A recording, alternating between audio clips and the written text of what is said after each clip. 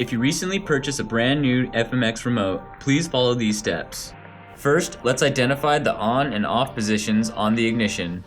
Turn your key 2 notches to the on position. Your dashboard should light up when you do this. Then turn your key back 2 notches to the lock or off position.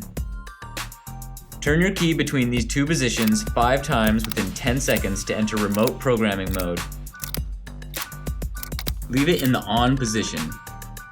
If the LED on the antenna lights up, please tap the lock button once on your remote controller. The LED on the antenna should turn green to confirm the remote has been programmed. You can also confirm by pressing any command.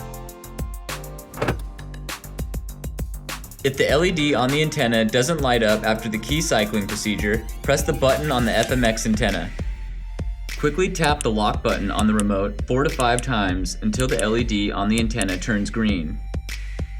Now verify that your remote has been programmed to your vehicle.